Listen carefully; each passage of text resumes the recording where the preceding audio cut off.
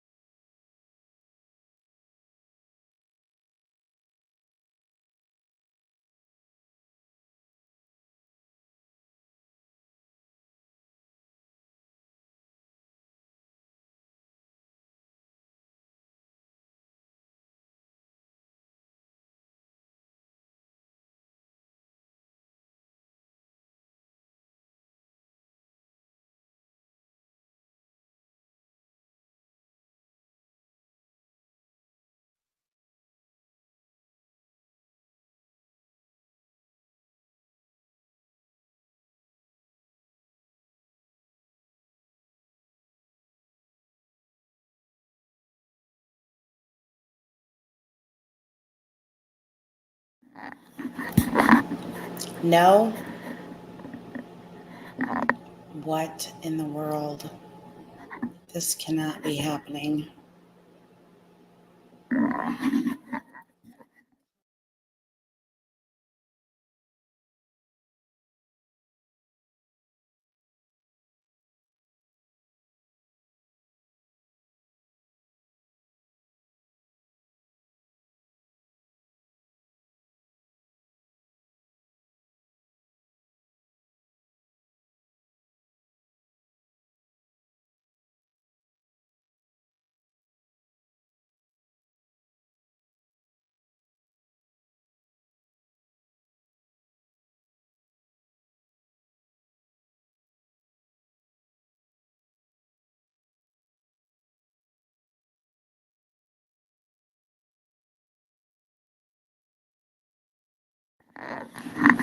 Now? No? Oh.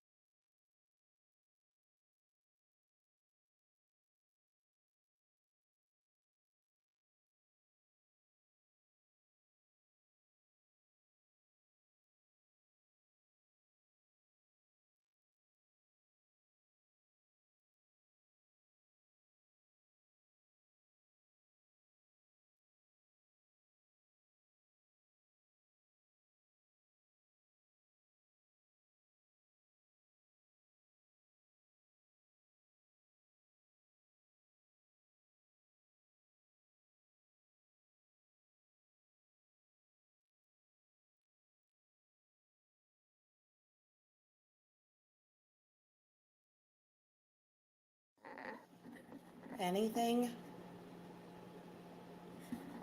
No. Nothing. Nothing. Nothing. Still nothing.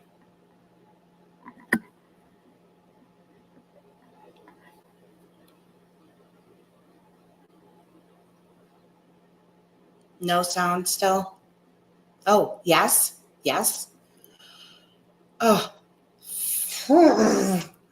That was stressful. Oh, terribly stressful. Hopefully we don't have a problem when she calls in. Man.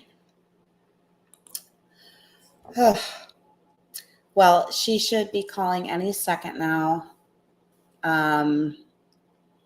So We are going to have Marie joining us tonight. We're covering the elijahvue case. We have been. I have a playlist on it.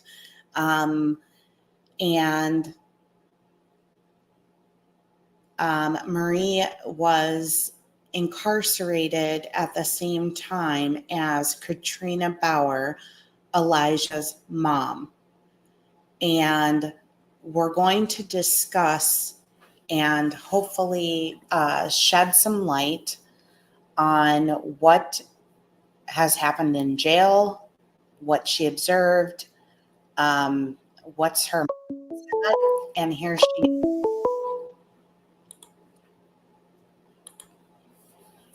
Hi, Marie, are you there? Yes, I'm here. Okay, great. Hopefully everybody can hear okay, because I was having a lot of audio problems for the last 4 minutes. So sorry. I'm was just telling everybody that you were incarcerated with Katrina in the Manitowoc County Jail. That's the jail, right? That she's in right Yes. now? Okay. Yes. And you now were you there first and then she arrived? No, I was downstairs and she was in the block already, and I got moved to the block that she was in after she was already there. Okay. And was she in like general population? Kind of. Manitowoc County doesn't have segregation, I would say, or protective custody for females. So she's in a block where they only put, let's see, the most inmates in there were 6 and the least were 3. And the other blocks can hold up to 12. Oh, okay. So when you got moved in with her, did you already have an idea of who she was and her situation, or did you learn that once you were in there? I knew her situation and recognized her from the TV the minute I saw her. I didn't have any kind of judgment or anything going in. Like, I didn't know what had happened. I was kind of confused. Yeah, and I could see that. I mean, obviously, anyone that's in there, of course, is probably going to be even more or less judgmental than, anybody that would be on the outside looking in. And when you're talking about, I don't know how it is there, but I know that in other places, sometimes they will put your charges on whether you have like a wristband or an ID, something that's visible to like the jail staff. It actually has like an abbreviation of your charges. Do they do that there? No, they don't. Oh, okay. We only knew what her charges were because it was on the news, and you can watch the news in the cell blocks. So, She would, in fact, force us to watch the news. Really? Oh, yeah. Oh, man. So when you got in there with her, do you guys have like a community room, and then you guys go to your cells or pods to sleep, but the rest of the time you guys can freely commingle together? No, it's the setting in that cell block is an open dorm. There is 12 bunk beds, but there were usually only 6 bunk beds occupied at the most. And there's like an area where the bunk beds are, and then you go out into the day room. It's only separated by like a half brick wall. And then there's a huge day room with a table and a TV and phone. And then there's also a shower area with like sinks and 2 showers and toilets. So you got in there and, I don't know, was there kind of gossiping going on? Has she befriended people, or was she kind of like the one everybody was avoiding because of her personality? I would say for about the first week, we were all okay with her. She comes across when you first meet her as very sweet and innocent and nice and loving. And then a switch flips once she gets comfortable. And she, how do I put this? She is the most narcissistic person I've ever met. It was always, poor me, why am I here? It was nothing about Elijah, and anything she did say about them was that they were out of control, her two kids. But the first week, yeah, she will do everything she can to be super nice to you and try to, I want to say, suck you in. To feel for her, Yes. and yes. And in my my own life experience, typically the more people want you to believe they're a victim, the less likely that they actually are, because real victims often don't, they don't want your pity. They want you to believe them, but they also don't love talking about it. They don't want your pity, and it usually doesn't take, convincing. Yes, absolutely. And you described it to a T. And because the main thing that she would be nice about and always explain was where she was, which changed a few times. What she did after she supposedly got this phone call that Elijah was missing, which also changed. And it was always like about her case, about her coming, as you said, her coming across as innocent to everybody that's in there. And she would constantly talk about it, but then she would get on the phone with loved ones or whoever she was talking to on the phone. And I think they would ask questions because we could only hear her side. And then she would tell them, well, I can't talk about it on a recorded line. Well, you're talking about it in a recorded cell block. Well, yeah. And I mean, I don't think innocent people have a problem discussing the facts of their case on the phone if they're innocent, or, Yes. So, I mean, part of that tells me that she is avoiding telling the truth, or, she might implicate herself or somebody else if she, tells the full story. When you say a switch flips, though, that really makes me feel, that there might be some mental illness going on. I thought, well, she's had addiction problems for many, many, many years, according to her family. And initially, one of the things that I was concerned about was when she got brought in, was she going to go through,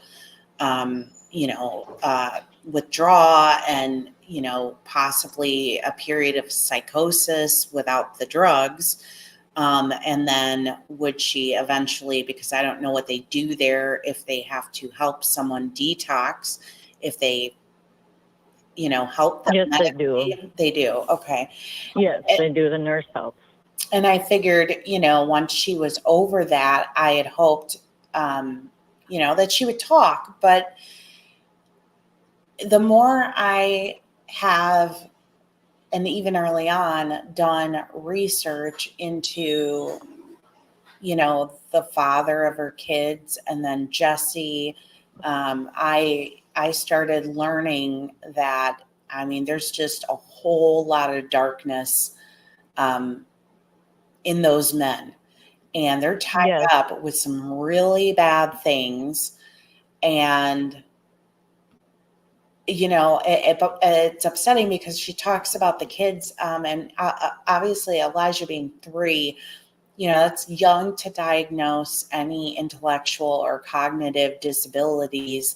And any video I've seen of him, he just is gorgeous, and He's a seems sweetheart. sweet and playful.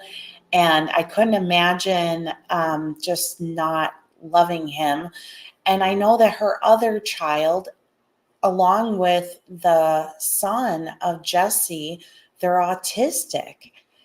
Yes. And, to hear that, she just thought, that these are like bad kids, it broke my heart. It just broke my heart. And I hear her mom, she's done very limited news coverage, but I did hear her victim impact statement in court, which you might have too, because she might have made you watch it.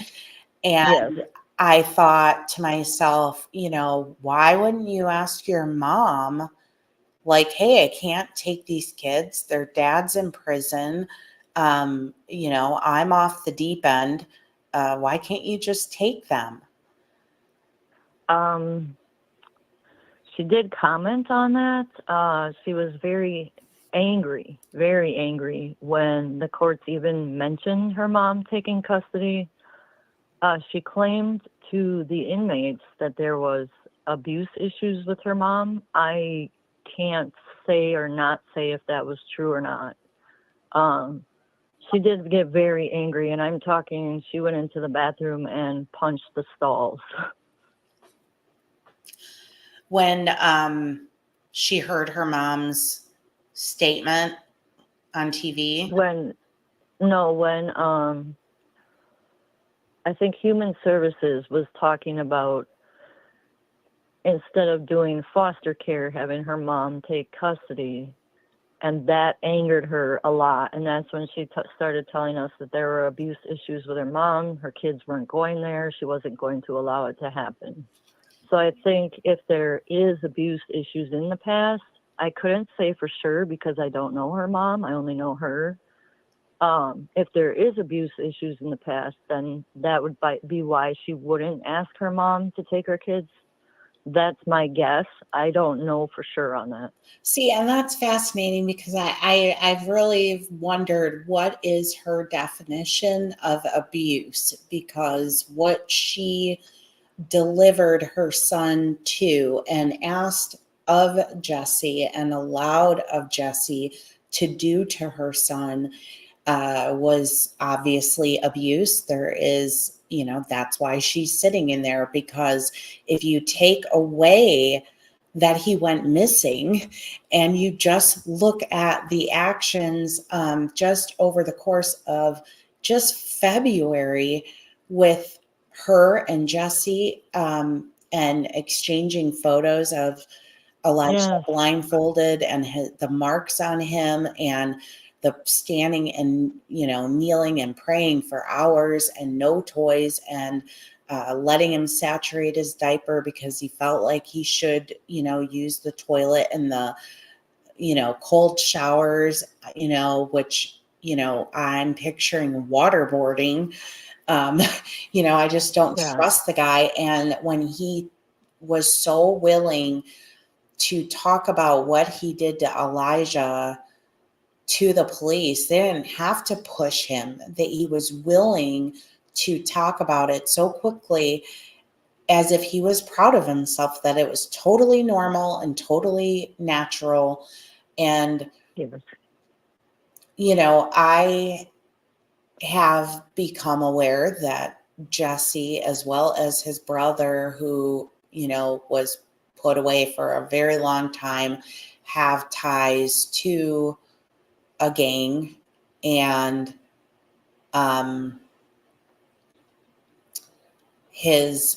Jesse's brother, he's got a really, really dangerous past. And Jesse, his convictions go, I couldn't even read through all of them. His record was so long in, multiple states. I just couldn't even get through it all. And no. Oh, And in hers, oh, even in hers, I looked at, because obviously in Wisconsin, you can't see juvenile records, but as soon as she was 18, she was already having like the underage drinking, and it was smaller things, but that tells me there's a good chance, that there was juvenile trouble. yes. Can we go back to, you had mentioned Jimmy earlier, her Yes. kid's father. She mentioned over and over and over again in jail that Jimmy and Jesse are actually cousins. So I don't know if this is true. I've never looked it up, but she insisted that they were related. Like she had gone from one family member to the other, and she even joked about keeping it in the family. So we even speculated before the incident where the picture of the blindfold came on the news, which caused a cell block fight. We had actually thought that maybe Jimmy was getting revenge and using Jesse and Elijah to get revenge for her putting him in prison for what he did to their daughter. I don't know. Like I said, I've never looked into whether or not, I don't know how to look into whether or not they're actually blood related. That did make sense to me for a little while until we saw the news segment where they showed, or where they talked about the picture that where he was blindfolded and full of bruises. That is when I came to the conclusion that my opinion is that she snapped. She lost it. Everybody else seems to think he did it, but I 100% think she did it because of the comments that she made after this news segment. I don't know. Well, It so really gets me worked out. the timeline, because I have some of the court documents. I've quite a bit of them, but I've done where I've read through them as well as so I've actually read the timeline that the police had and their forensics had, and then I read it because then they went back and they amended the complaint. And the one thing that's not entirely clear to me is why she has the charges for obstructing. And I don't know if that's because, she was caught in lies and then, Yes. and that's what that is, because, disorderly could be, it was physical or you lied and then they caught you. And I didn't see anything that at least so far has been put in the court record. Doesn't mean it doesn't exist, that places her anywhere in that area.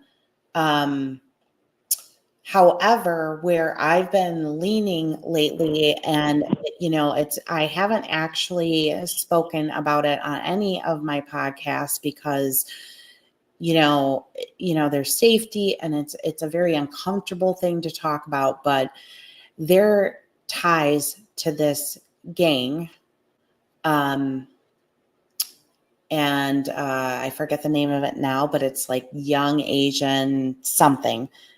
And Jimmy Vu, for those that don't know, Jimmy Vu and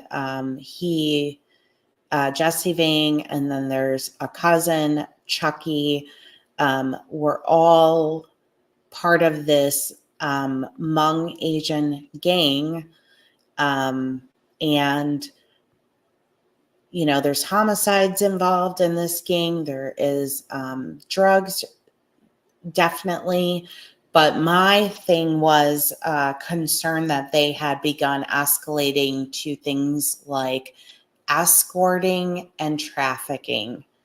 Yeah. And a big fear that I've had was that, there was a plan to possibly sell him.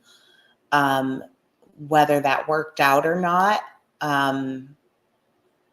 or, that deal did not work out and that really set off, financial plans they might have had. The police, I'm thankful that the police there, at least, unlike many other cases I cover, were very quick to not buy that he undid all of those locks and just wandered out of the apartment. Mhm. And while I'm in Wisconsin, I'm not native to that area, but what's scary is, you're talking about a tiny 3-year-old, you're talking about Lake Michigan, you have inlets, you have bays, you have a lot of forestry, you have parks, you have creeks, you have rivers, but then you also have rural land, farmland. One place that was kind of interest to me, it used to be, it's now privately owned. It's I don't know if I would call it ruins, but it's like old, rundown type of stone house or like castle type thing. And gosh, I'm trying to think of what that. Maribel Caves? Yes. Yeah. Um, Yeah. And I know that, the searches, thankfully in his case, they continue to search. But my thing is a lot of, they started searching back in February. And as you know, living in Wisconsin, a lot of weather happens.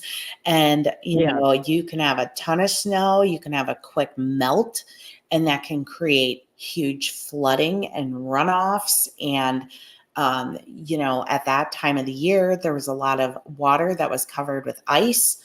And, so it was going between melting and freezing because we actually had a mild winter. If you're in Wisconsin, it was considered mild. Elsewhere, it was probably still a bad winter. But, that was my concern. But I have wanted to consider where people travel in and out of that area when they're doing the things they shouldn't be doing.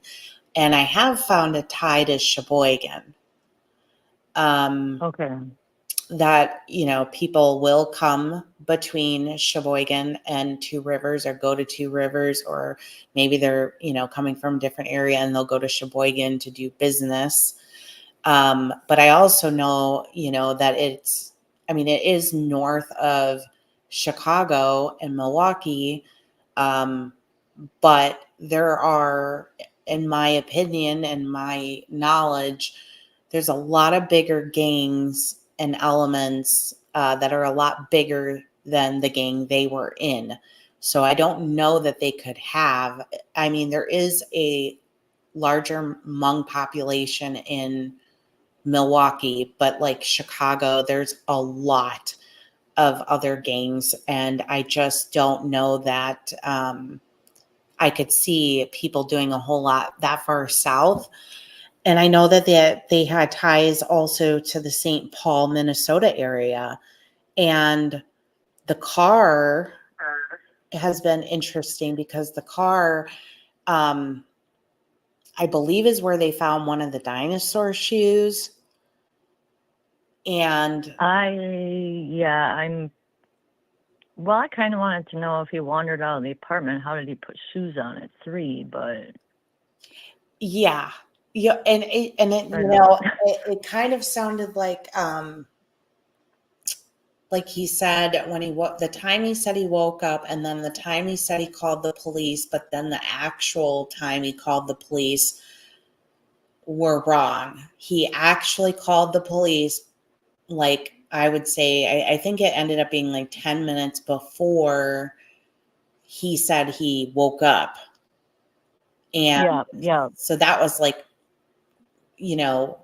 wrong, number one. And then there was the video footage where he had to take him with him to the auto shop to get an interlock device installed, and he was like bundled over the top, probably to cover marks, because the entire time he was in the shop, he was just bundled to the max to where he's probably sweating. Yeah. So did she I noticed she had a hearing, and she seemed to have a reaction once Jimmy, I believe it was brought on video, and I thought it was Jimmy and not Jesse, and she like actually started to cry. And I don't know, have you seen that? It might have been her very last appearance. I haven't seen any news articles or videos since I got out in May. But I know there was a lot of like domestic abuse with Jimmy, not only with Katrina, but also with the daughter. And that's the main reason that he was in prison. So it did, like, talking about him, she always had a reaction there. With Jesse, she seemed to stick up for him the whole time. Like, he would never do something like that. The things that they're saying are blown out of proportion. She always seemed to want to protect Jesse. So the reaction being to Jimmy would make more sense to me if it was more of a fearful reaction. Yeah, I part of me really wondered like what their relationship was, because I wondered, if that, yes, they might have had a sexual relationship. Obviously, she sent her child there. She has a pretty twisted view of discipline, but I also wondered, was he connecting her with work to make money, like she had to support her habit, on top of, her everyday living. And I know that I had learned that he originally, which I recall reading somebody in a group kind of like speaking really highly of Jessie because he put her up in the farmhouse with her kids, and he really gave her a leg up. And I think that was before she made it out to the Dells area. But I thought it was interesting that she ended up out in the Dells area with him all the way over in Two Rivers. Why would you, if you were dating somebody, why would you want to be that far in distance from one another? Obviously, dad, is in prison, so it's not like you have to deal with visitation. And from what I heard, a lot of the neighbors spoke like really highly of her as a mom, but that she, did use people throughout the apartment to babysit now and then. But I hadn't really heard anybody speak negative of her that was in the apartment complex. There are a few while I was there that she was actually fighting with over the phone. I'm not really sure why she kept taking the calls from this person, the video chats from this person. And I don't recall the name, nor would I really want to mention the name. But I know there was a neighbor, a female, that was calling her, setting up video calls with her, and she would fight with her on the phone. And I'm talking yelling loudly, so the whole floor could probably hear. And it seemed to be about, it was again mostly that she couldn't discuss the case. And I think the woman kept asking her questions about it. And she just kept saying, I can't discuss the case. And when she would get off the phone, she would tell two of the inmates that were actually close to her, like, I don't know why this lady keeps setting up visits. And they kept telling her to stop talking to her because she couldn't trust her.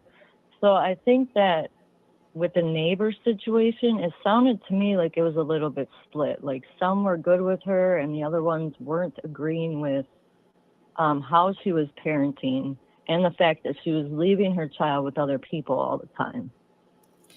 And I do know that a female neighbor did do a news interview. She didn't have her face shown or anything in the interview. I feel like they were sitting at a pavilion or something. And she spoke a bit, and based on the way I took that news interview, was she was probably, trying to beg Katrina, like, say something. I mean, you to me, there's zero chance she knows nothing. I didn't think, and this is because I haven't seen any evidence through the court yet of all the documents that have been submitted and the timelines and the affidavits that the police have put in that ties her to that area or outside of her home during the time he went missing. But I believe the video footage might have been the last proof of life, which was before the 20th. So, and that's where the obstruction came in too, because she had lied to police about the timeline where she was in Two Rivers and the Dells. And then she also tried to stop Jesse from talking to the police, and they had gotten her for obstructing there too.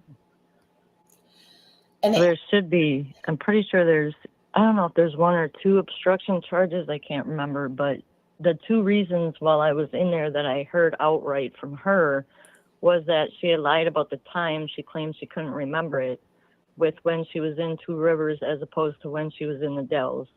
And then telling Jesse to stop talking to the police when she supposedly got there.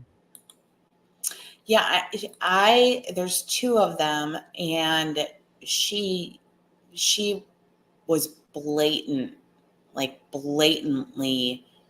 denied not having been there since such and such date and such time.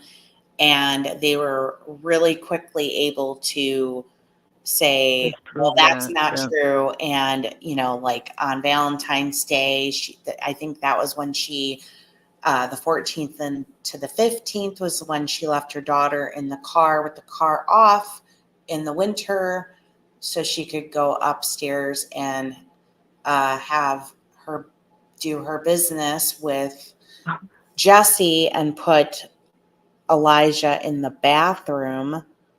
And I believe that was part of the neglect, because she's being charged. There's victim 1 and victim 2. Yeah, one's a felony and one's a misdemeanor. Yeah.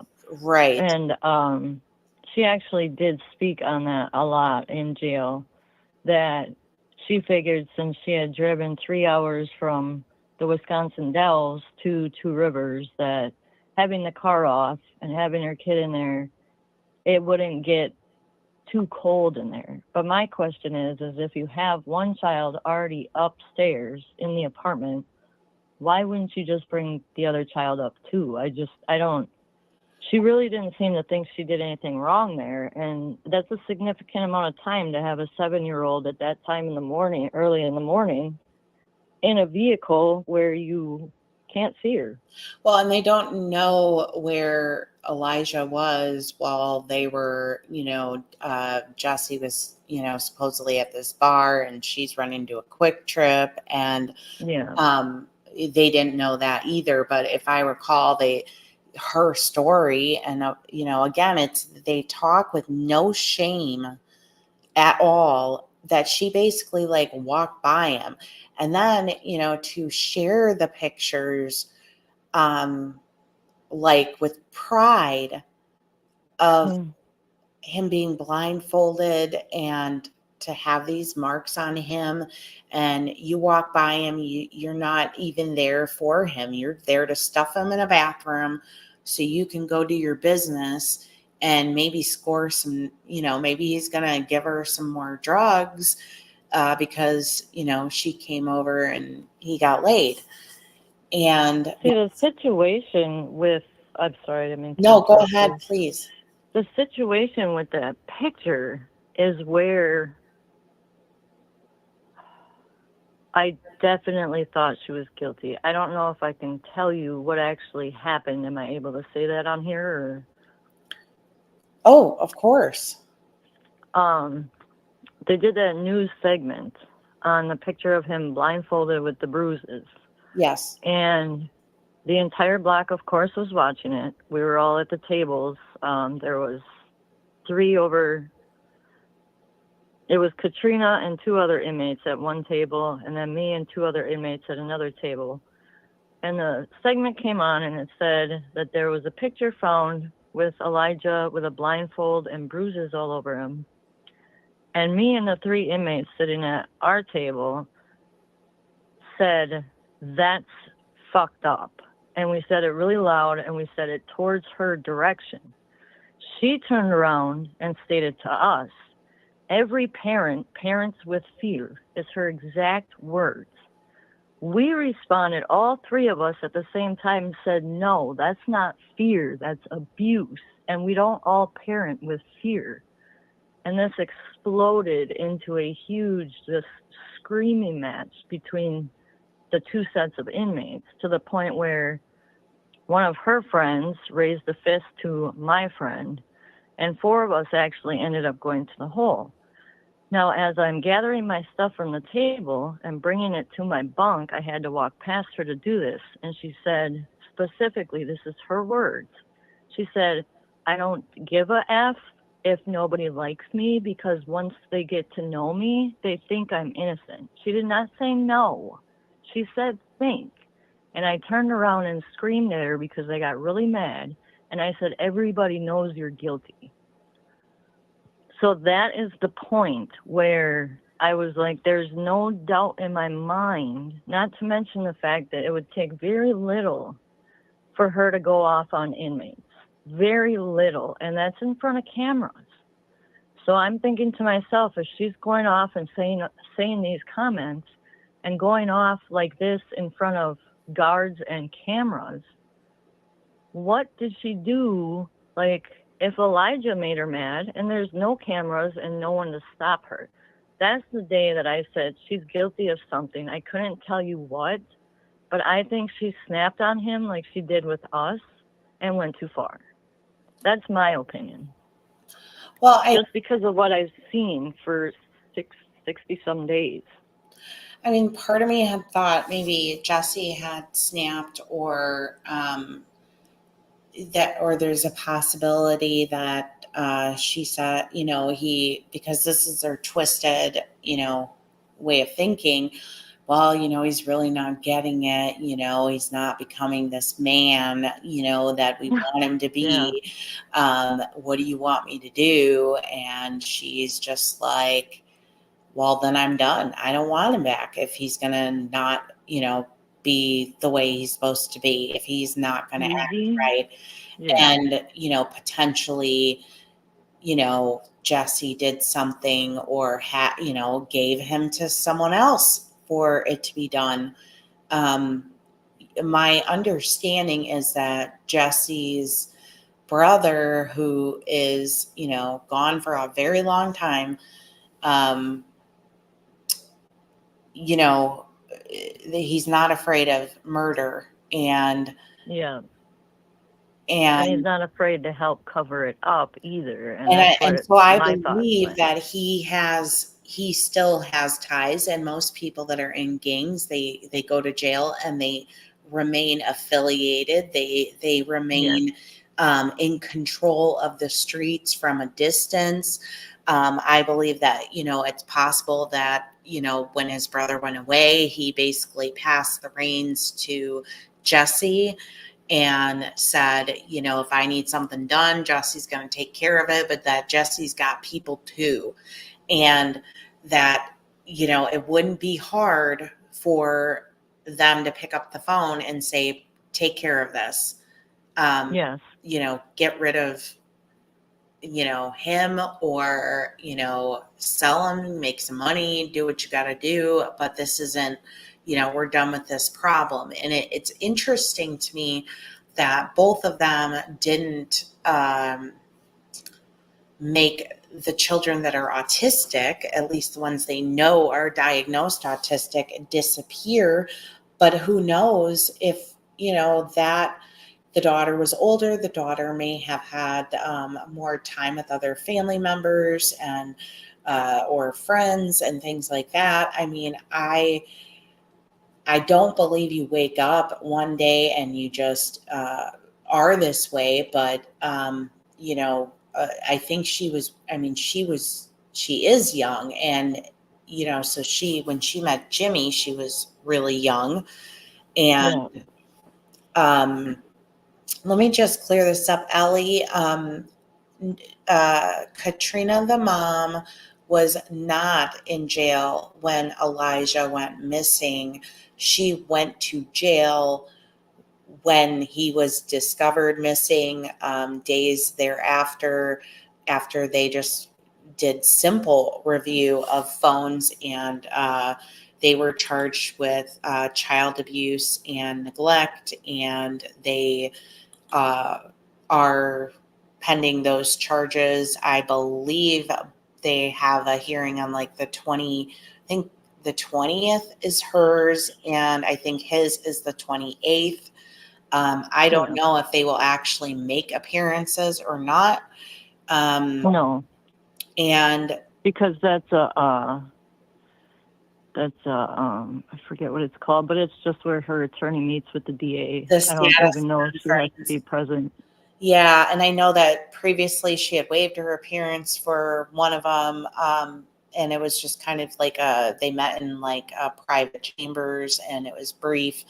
And then I do have on my elijahvue playlist for any of you, where I go through all the documents of their charges, but I also show the because Jesse and his public defender um, basically accused the state of having nothing on him. And they were like, you've got to prove basically that you actually have a case and that there's a reason to move forward with charges. And so there was a, you know, kind of like a hearing. It almost looked like a mini trial. And you can hear the police discuss some of the evidence, some of the behaviors during that. And I think I brought it up in a video, and then I actually played it because the defense attorney made me physically ill. It's his job, but it still made me physically sick to hear the defense attorney make comments like, well, I mean, but he did stand the whole 3 hours. So, you know, he didn't collapse, right? Like, so it was Yeah. okay for him to be forced to pray for 3 hours. Or how do you know he didn't change his diaper? So I know that the VU family has hosted many searches in the area. Yeah. I don't know if they've, you know, are just doing this because it's Elijah, or if, you know, they've disowned Jimmy or what. According to Katrina, like his mom and them hadn't seen Elijah in 2 years before this happened.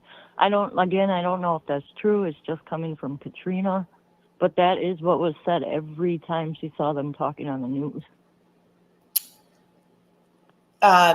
You know, and I mean, it's possible. I mean, I don't know how long she was living in the Dells. I mean, if, you know, but that, I guess, you know, we don't really know, you know, but the line of communication goes both ways, and we don't know if she wasn't allowing it. I don't even know how often she was allowing her mom around, because if she is suffering with an addiction, typically you avoid your family, you don't want to be around them. And if Jesse, which I had begun some deep dive research into his family ties, and I hadn't come to a place where Jesse and Jimmy were related. However, it's hard because, in the Hmong community, there's a lot of similar last names. And Jesse used nicknames, a lot of alias nicknames, and some of those nicknames were actually family members of his. And sometimes he would use what might have been like his birth name. And then other times he was Jesse. But I know that he's used his brother's first name when he's committed crimes and he's been arrested. I don't know why you would want to give, but as far as I saw, I think in one of his cases in Minnesota that it went to like the federal level. Yes. And yeah, I haven't figured out if the family, because there was a lot of family members that also had ties to California, and I don't know with certainty that those are genuinely his family members.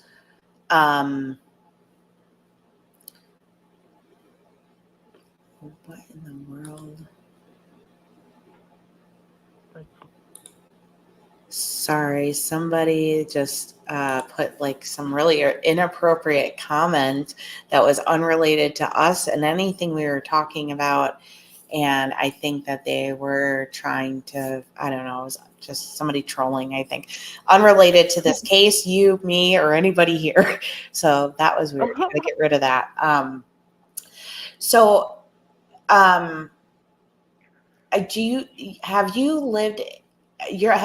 you really familiar with that, with Manitowoc County? I've lived here 11 years, but Manitowoc, yes. In the surrounding areas, not so much Two Rivers, though. Because part of me believes like he's not in Two Rivers. And I believe where they found the blanket, what was that, like Goodwin Road or? Yes. Yeah. I don't that's not actually Two Rivers. Am I right? Isn't there? Isn't there a name? Goodwin Road. Oh, see, maybe part of it runs into Two Rivers and part of it is Manitowoc.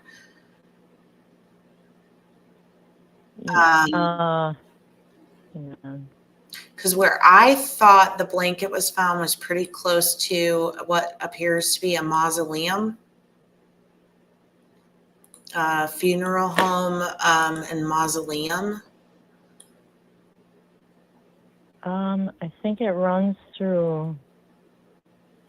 Yeah, I was trying to pull up the map. But they had it, I think it was like, oh, okay. And they had said like east of Highway B. Yeah, okay. Goodwin Road goes through, it looks like it goes from Johnston Drive in Manitowoc all the way to. Yeah, and I think it was on Goodwin Road in between Johnston and Highway B, which is also North 8th Street. I believe that is the section of the road, I thought, where the blanket was recovered. Obviously, the blanket could have just been tossed. But I thought... Yeah, that could have been planted. I mean... I'm really... I guess I'm really surprised because, well, I mean, I guess gang ties are pretty strong, but I thought to myself, this guy is tied up with people. A lot of them have addictions, various things. And I thought to myself, we have a $40,000 reward or $50,000 reward. And I'm just a little surprised that nobody has said, look, that's some serious money. I'm just going to speak the truth and get out of Wisconsin. Yeah. Because the vehicle was, if I understood it, that vehicle that is on the flyer was, yeah, oh my gosh. I don't know if anyone is seeing this, but there are people that keep popping in here. Oh my gosh, saying horrible things about the Sebastian Rogers case, and they are pretending to be other creators like T-Rev and Magnolia. So I'm trying to delete them as fast as I can. That is disgusting. Anyway, I can't see it. glad you can't, because that was just horribly disgusting. But I was thinking that do you think that who she's really talking to, and does she have any physical visitors that you know of? There's no, there's on-site visiting, but it's still video by video. Oh. I'm not sure if anyone actually came to visit her at the jail, because they do it for free at the jail on Saturday and Sunday. I'm not sure if anyone came, because you can never tell if it's an in-person visit or if they're doing it from their phone. Oh. Okay. But I know that there was only really a total of 3 people that she even talked to on the phone. And that was a male that I guess was friends with her for years, and then her sister, and I think her mom once or twice, and then that neighbor. But I'm really interested if, I wouldn't be surprised if the mom, reached out to her and heard the complete lack of remorse and began writing that victim impact statement. yeah, like I said, according to Katrina, her and her mom have had issues for years. I don't know any background. I only know Katrina's side of it.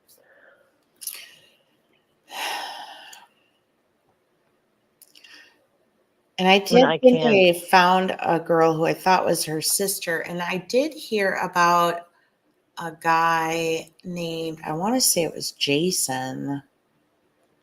Or was it Terry? And I don't know if Jason was like a friend of hers or if he was also a neighbor who maybe he just spoke up online and didn't, actually reach out to her. But I don't know for sure how long she was actually in those and how she got to the Dells, why she was there. I had, She borrowed his car. She what? She borrowed Jesse's car, according to her, because it was a white car, because his truck had the interlock in it, so he couldn't. It was broken or something, so he couldn't drive it. According to Katrina, she had Jesse's white car. I don't know what kind of car or anything. I just know she said it was white, and she had that in the Dells, and that's what she was driving around. Well, and I know that the car that they had was not either of their cars. My understanding is that was a neighbor of Jesse's car that was borrowed. And if he let Jesse borrow this vehicle, obviously this vehicle,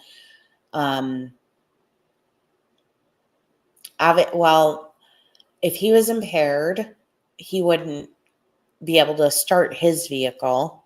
Yes. And so I believe what I'm going with is, if he was trying to do something with Elijah, he didn't have a choice but to use another vehicle if Katrina actually was not there, because she would have had his vehicle and he couldn't start the truck because he was impaired.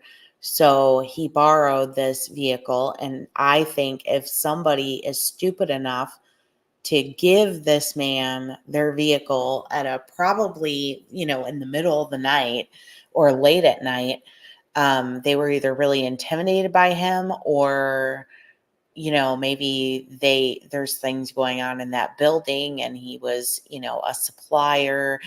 Yeah. And because I believe the police have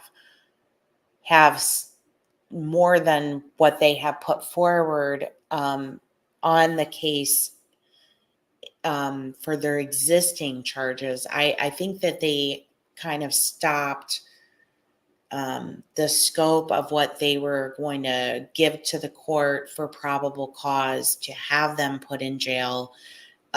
They stopped it short of trying to charge them with something they didn't have enough to charge them with. But they've been honed in on like this 5-6 mile radius. And a lot of me wonders if that is related to that vehicle, but because they did have a link going around where people were asked to upload any surveillance footage on certain dates if they saw that vehicle. Yeah, and I saw that on the news a few times, but I don't know if they'd ever elaborated as to why they wanted that vehicle or why they had it in evidence or anything they found. Yeah, I think I and I don't remember where, so it could have been a rumor that the reason they went to the dump and searched it was because, like one of the shoes might have been at the dump, or one of the shoes might have been in the car, or maybe they were able to find footage of the vehicle going to the dump. To the dump, yeah, they have cameras. Or in that vicinity enough to be able to say, because I believe they impounded it, so the vehicle. So that to me is they had something there. But obviously, if you're looking in a dump for a 3-year-old who's 3 feet tall, that is like a needle in a haystack. Absolutely, yes. I mean, the whole thing makes me sick. And then, just knowing that she's there and she believes, that she's gonna be getting a slap on the wrist. And honestly, in Wisconsin, it goes one way or the other. You either have the book thrown at you and it's very harsh, or you do get a slap on the wrist when it comes to, crimes against children. Yes, and inmates, specifically inmates, do not deal well with any kind of child charges ever. Well, except for the ones that are in there for that. That's funny because one of the listeners, Rocco, he had said child abusers are targets in jail. I'm surprised she wasn't assaulted. It came close. It came close. There was a few people besides me. The jails are a lot different than they used to be. They're a lot more protective of the inmates. There used to be a code in jail where you didn't snitch. If you got beat up, you didn't say anything. You just took it. And nowadays, it's gotten to the point where she is very protected in there. I, in fact, had said at one point, stop babying the baby killer, because that is exactly how they are in there. They will, it doesn't matter if she starts a fight or if someone else starts a fight. She never, ever got written up except for once, and that was with the news, that news segment on the photo. But she never ever got written up, and she would provoke people all the time, all the time. It was like she doesn't realize that she has it very easy in Manitowoc County Jail. Manitowoc County Jail is one of the sweetest jails, probably in the nation, much less Wisconsin. But like I said, there's only, they usually put people who are at high risk in with her. With me, I had a back issue, but the charges that I was in jail for, they should not have put me and her together because I was in jail for going after someone else who was abusing a child. So it was very hard for me to sit there for 68 days with her and not go after her. There was a few times where I almost lost my shit. But you have to think, like, I'm in jail. I'm not in prison, and I'm not sentenced for life. Right. So those of us, What do you do? the urge to go after her is definitely there. He definitely had a very good question there. But most people And they're sitting in the county jail, they are fighting, you know, to not go to prison. right. And so anything they do can definitely harm their chances, or if they are convicted, it could worsen their sentence. Yes, and it used to be if you hit an inmate, you would only get time in the hole. Now, if you hit an inmate, you get a whole nother charge. So if you're an inmate in there as a condition of probation, say you have a 5-month sentence as a condition of your probation, not only would you get a new charge, but you would get revoked off your probation. So you would sit the time for the new charge, plus you would sit the time for being revoked. They have changed the laws so much in the last, I'd say, 20 years. It protects the inmates from being attacked by other inmates. For the ones that care. If there's someone in there that knows they're going to spend life in prison, they won't put them with her because they know that that person isn't going to care and they're going to go after her. If that makes sense. That makes no, it makes total sense. And I think that, you know, when you, in the very beginning, you know, when I was seeing her in court, like she looked almost in a catatonic state. Like, you know, I thought like maybe she's, you know, just had a nervous breakdown, and she just is walking around in there mute. And, you know, then I thought like, okay, maybe she's, you know, detoxing, and, you know, that can be a very challenging thing. And then I thought, well, maybe, you know, somebody, and, you know, if she is talking to her sister, maybe her sister will be that someone, but I doubt it, you know, who's going to get through to her. And I think that at this point in their minds, both of their minds, they're like, well, why would we speak and come forward with any information or try to cut a deal if so far we've not been charged, you know, with anything more than this? And yeah, and I was only even in her cell block because I've had back surgery, so I was possibly a liability to the jail if I was in quote unquote Gen Pop. But they ended up having to move me because I could not be in a cell block with her anymore. With everything she was saying, the comments she was making, everything she was doing, I couldn't be in there anymore because I would have lost my shit.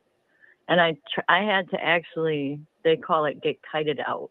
I had to actually tell the COs, like, you need to take me out of that block because if you don't, I'm catching a new charge. oh yeah, like slipping them, you know, a letter basically telling them, you know, what's up. Yeah, they have it now that you can actually text the COs from a kiosk, so nobody even knows what you're saying, what you're doing. You can actually text them and say, hey, can I come out and talk to somebody? And they let you out of the cell block and you talk to a CO. And that's what I had to do because it was either that or I knew I was going to lose it.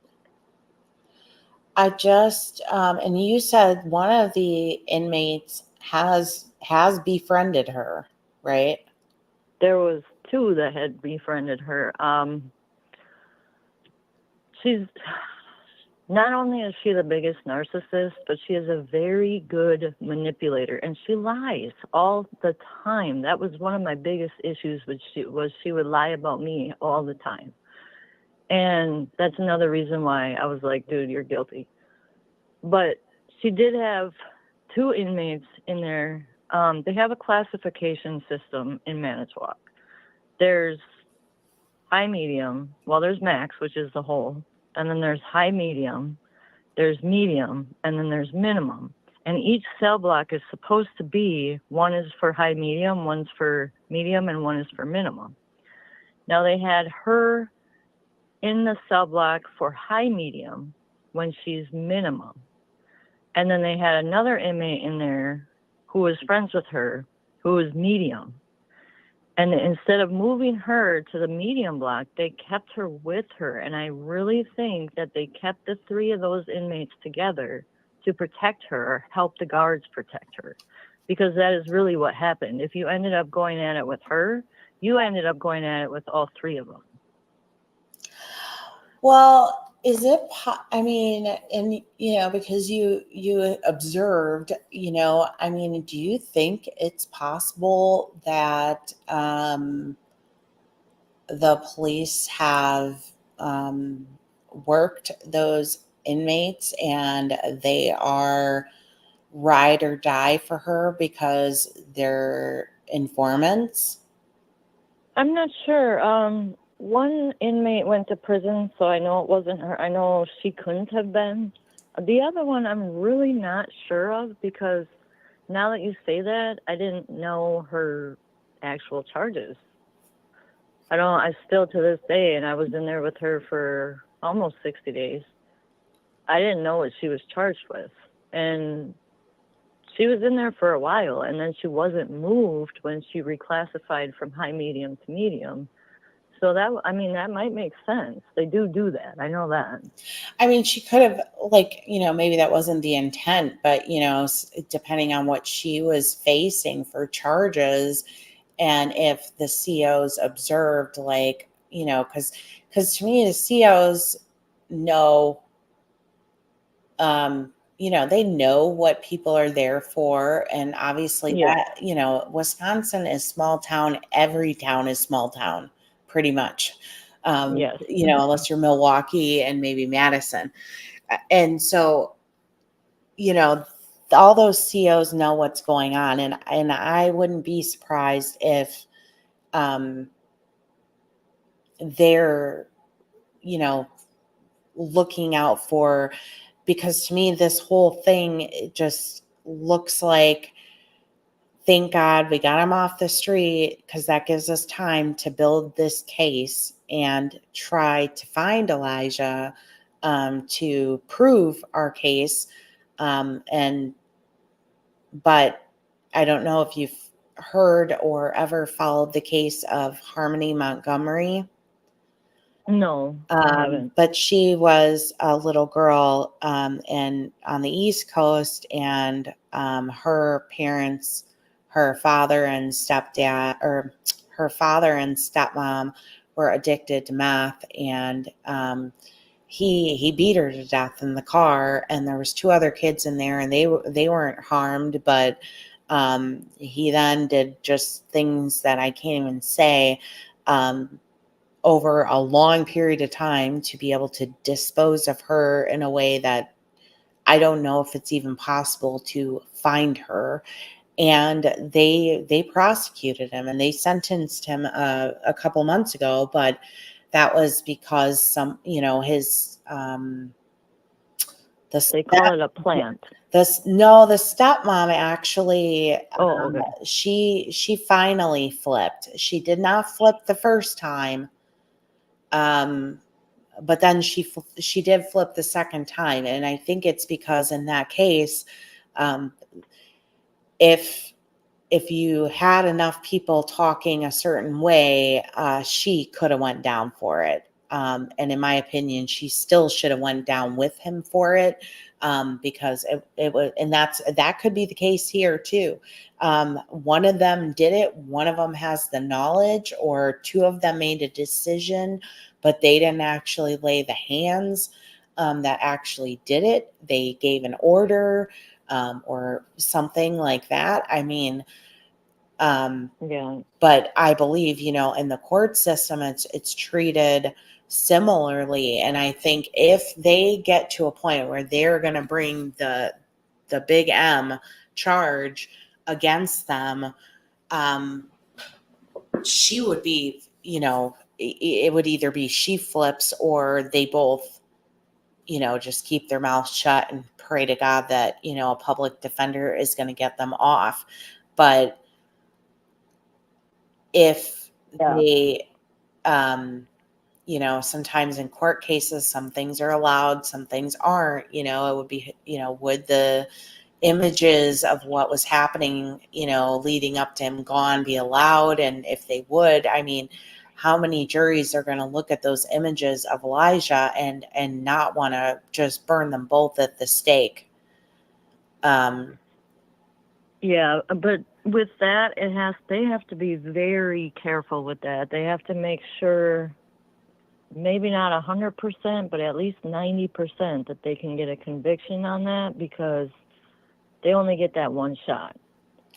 Right, which is why I think that they, at least on that side of the investigation, I think they're glad that they have them in there on this, rather than having left them out in the free world and just waited to see, if they found him in a few weeks or a month, Yeah. and then charged them at that point. That they just said, like, we got enough for this. And that is what happened with the case out of Florida. They locked the stepdad up, on 60 some odd horrific charges, but Yeah. they didn't bring the other hammer until they had this whole package with a nice, pretty red bow on it, and said, here you go. And I do Yeah. know that neck of the woods, has, with the county and things like that, and the Avery case, there's been a lot of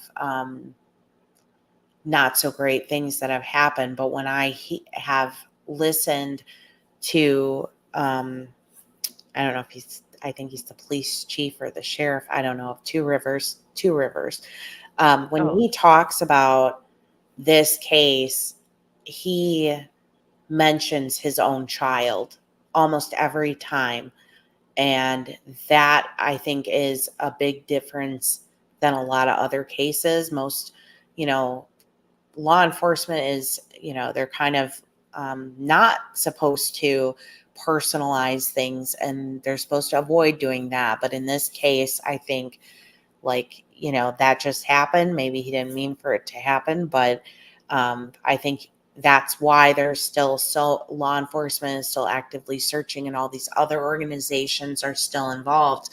And there is a canine handler who is working on another case out of Tennessee, but she has offered to give me a connection that might be able to come to that area. But I think that it stinks, because, you just wish that for the purpose of searching, that you could get a little out of law enforcement. Like, we don't need your case, but if you could say, well, we have a firm reason to say, because they've been totally receptive to volunteer searchers, and they've just said, like, hey, search all you want. We welcome it. But if you're going to go on private property, get permission. That's all we say. yeah. And Yeah. And I'm not sure why they haven't. I believe there's a psychic that has offered her services. I mean, not everybody believes in that, and I know a lot of police departments don't agree with it. But you'd think that they would use every avenue that they could, even to get maybe hints or something, I and they think haven't. Nobody's reached out to this person. I think sometimes they do, follow those tips, depending on what they feel the credibility is of Yeah. maybe what they're delivering, but at the same time, I don't know that they would announce that they followed that lead. I'm one who, because I'm, in the YouTube platform, when it comes to a lot of these missing cases, maybe you do get someone who's pretty authentic, but then you have 20 people come behind them, and then they do readings and they build them off of, maybe the first person's reading, and then they just add a little and add a little. And I have heard a lot of people, mention certain people who have done that. I would say there's one person who I have listened to that isn't like one of the mainstreams on a lot of cases, who, isn't even in this country. And, it's hard to be skeptical, when it's hard to be skeptical sometimes when they aren't from the country and they're the first ones to report on something. And, um, you know, there's a ton of opinions on that, but I would say if it was my personal case, I would take any lead from anywhere probably and just run it Yeah. down. Yeah. But I yes, agree. it is getting late, and I know you have to be up early, as well as I do. Got to get the kids off to school. Well, I really, really, really appreciate you talking tonight and coming forward with what you know, and you have multiple ways to get a hold of me. And if you learn anything you want to share with me confidentially, you can at any time. If I'm going to be in that area searching down the road and you want to participate, I welcome you. And the chat is thanking you also for coming forward. They're all grateful that you yeah, it is. came. It is a little hard because it brings back those emotions, that rage that I felt. But if Even you anything talking that about I it heard, upset me. It upset yeah, me. it's hard. It's hard because, and all the people listening, like if you spent that time with her, just imagine your feelings just multiplied by like 100. But if anything that I have heard or seen can help find Elijah, or at least find out what happened to him, then I'll do what I have to do. Yeah, and because you're closer than I am, if you're open to it, I might just message you like, you know, uh, about areas like, does this make sense to you, or do you think this is like not a, because I don't know that area well enough, where you might have driven past a certain place, 50 times. Um, but yeah, I mean, I just really appreciate you coming forward, and everybody is really grateful for this. And I'm glad to hear it, and I'm sad to hear it, because I'm really sad to hear of any parent that their child is missing, or they participated in their being missing or harmed, and they have no remorse, and they're being Yeah. selfish, and it Yes. makes me really sick. Um, but I will let you go for the night. Thank you, thank you, thank you again, and we can certainly keep in touch. Okay. Okay, and thank you for having me. Thank you so I'll much. definitely stay in touch, and if I think of anything, I'll be sure to message you. Thank you so much. Have a good night. You too. Thank you. Bye bye. Wow. Wow. Wow. Wow. Um, wow. That was that's just sad. That is just, and it just makes you feel like, poor Elijah, did he ever have a chance? With what kind of a dad he had, where his dad's sitting. I haven't really gone into all of the background of the legal background of all the people involved, and I will at another live at a better hour. But it just seems like he didn't have a fair chance, and I pray that Jesse's son and Katrina's daughter do get a chance, and that they do get some support. And I am so grateful for her joining us tonight, because it's brave. It's very brave. And it's not easy when you're talking about people who have the ties that they have. It's not easy to put yourself out there when you yourself were in, a tough situation. So I appreciate her coming, and I thought she was very respectful. And I think all of you guys that tuned in and were respectful. And I hope that we can just continue to shine a light on Elijah. And I will stay in touch with her, and hopefully come up with some more plans for more searching that maybe makes sense. And hopefully this will give somebody else the confidence that there is a safe place to come forward and talk. And that if you have any information whatsoever that you think that could be helpful in any way, shape, or form to finding Elijah, you can email me at stopthemadnessinfo@gmail.com. Again, you can remain confidential, but it's important that people learn about what's going on in his case. They learn about the people involved, and we work together to try to figure out how we can find him.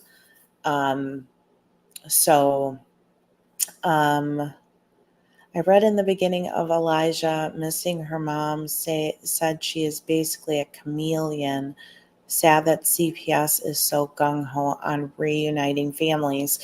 And that is true. We talk about it a lot, about the failures for some of these children, and how, if the neighbors are speaking well of her, like, what was it quietly happening? Was it not really physical in her house, and maybe it was more verbal? And, we're just starting to really dig into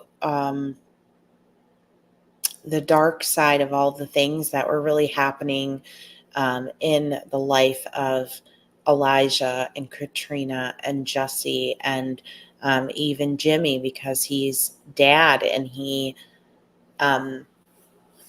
we have almost everything on the table here that could be a toxic situation for children. So I definitely ask that all of you that are the praying kind to please say a prayer for Elijah, for law enforcement, for the searchers, that something comes forward, whether it's a new lead, or a new shred of evidence, or a new tip. And I just reiterate, if there's anybody out there that does end up seeing this and you need a safe place to talk, I am here, and I would love to do anything I can to help find Elijah. 3 years old. This boy is so beautiful. It's just heartbreaking, But I do appreciate everyone tuning in so late on a Sunday night. And some will probably catch this on the replay tomorrow. So I appreciate everyone that's got to be up for work tomorrow and up with their kids and things like that. I appreciate all of you as always. And please keep Elijah and the family members that are out there still worried and looking, all in your prayers. So thank you again. And thank you so much for our guest for her time. And I appreciate all of you, and you guys have a great rest of the night.